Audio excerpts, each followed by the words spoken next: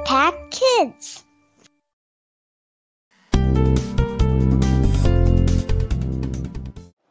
Halo, selamat pagi semuanya. Hari ini kita bertemu lagi di acara Impact Kids. Sebelum kita memulai renungan kita hari ini, marilah kita berdoa.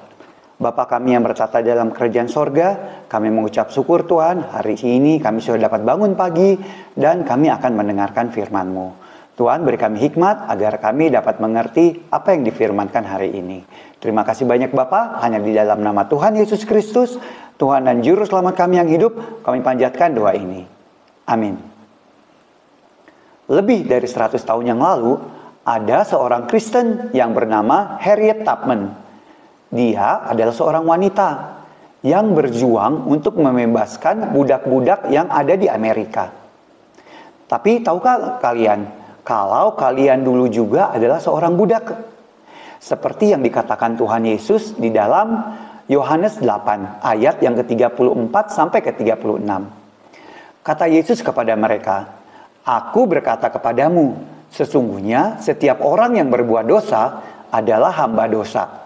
Dan hamba tidak tetap tinggal dalam rumah, tetapi anak tetap tinggal dalam rumah. Jadi, apabila anak itu memerdekakan kamu, kamu pun benar-benar merdeka." Cerita kita hari ini berjudul Kereta Bawah Tanah. "Hai Rosita, apakah kamu banyak PR hari ini?" kata ibu kepada Rosita saat dia melihat meja tempat Rosita belajar penuh dengan buku.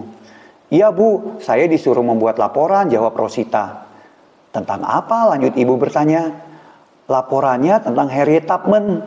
Dia adalah seorang budak yang mampu membebaskan diri dari perbudakan dengan cara melarikan diri lewat kereta bawah tanah. Dan hebatnya lagi, saat dia sudah bebas, dia kembali lagi untuk membebaskan teman-temannya dan orang-orang lain yang masih menjadi budak.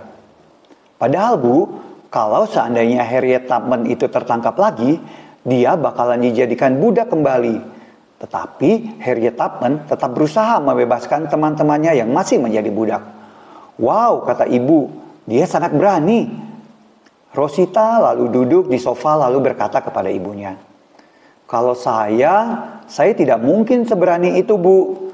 Kalau seandainya saya berhasil lolos dari perbudakan, maka pasti akan kabur jauh-jauh supaya tidak tertangkap dan dijadikan budak lagi.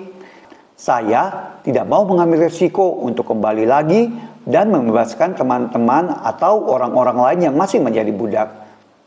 Ibu kemudian berkata, "Ibu merasa bersyukur karena ada yang telah membebaskan ibu dari perbudakan." "Apa?" tanya Rosita dengan kaget. "Bukankah sekarang sudah tidak ada perbudakan lagi Bu? Kenapa ibu bilang ibu pernah menjadi budak?"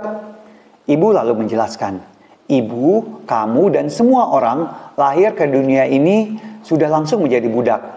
Kita bukan menjadi budak dari manusia seperti di cerita Harriet Tubman. Kita semua lahir sudah terikat dengan dosa.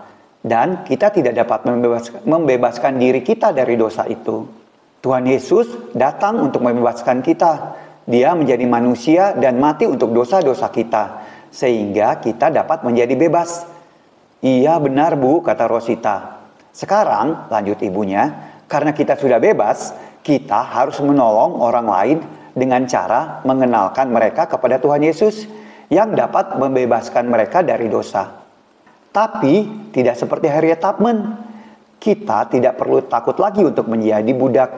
Nah, karena saat Tuhan Yesus membebaskan kita dari dosa, maka kita menjadi bebas untuk selama-lamanya.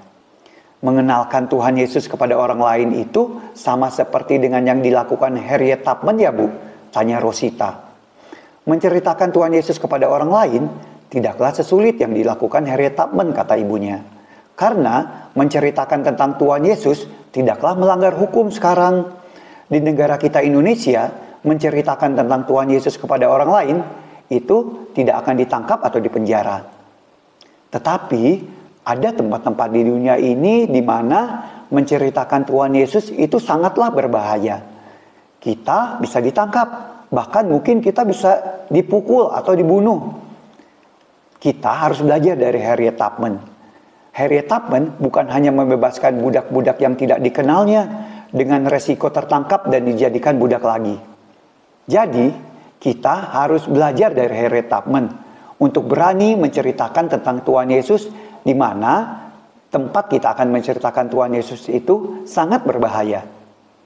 Meskipun di negara kita ini menceritakan tentang Tuhan Yesus itu mudah, tapi terkadang tetaplah terasa sedikit menakutkan. Oleh karena itu, kita perlu berdoa kepada Tuhan Yesus untuk meminta kekuatan agar kita berani untuk menceritakan tentang Tuhan Yesus kepada orang lain. Nah, bagaimana dengan kalian? Apakah kalian sudah menceritakan tentang Tuhan Yesus kepada orang lain? Bahwa Tuhan Yesus mampu membebaskan mereka dari dosa-dosa mereka? Memang, mungkin menceritakan Tuhan Yesus itu terasa menakutkan jika orang yang kita ceritakan itu tidak percaya dan mengejek kita. Dan mungkin bisa melakukan tindakan-tindakan yang merugikan kita. Tetapi ingatlah, Tuhan Yesus berjanji untuk menolong kita dan menyertai kita selalu. Dia sangat mengasihi kita, sehingga Dia mau menjadi manusia dan membebaskan kita dari dosa-dosa kita. Dia akan memberikan keberanian kepada kita untuk menceritakan tentang Tuhan Yesus kepada orang lain. Ayat tema kita hari ini diambil dari Kisah Para Rasul 4 ayat yang ke-29. Dan sekarang, ya Tuhan, lihatlah bagaimana mereka mengancam kami, dan berikanlah kepada hamba-hambamu keberanian untuk memberitakan firman-Mu. Dan kalimat kunci kita hari ini adalah, ceritakanlah Tuhan Yesus kepada orang lain. Marilah kita berdoa.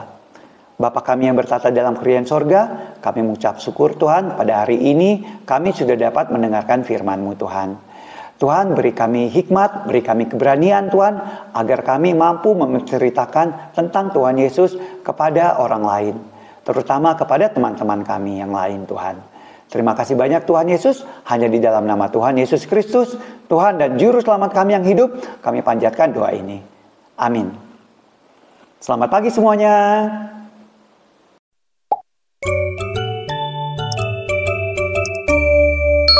Impact Kids.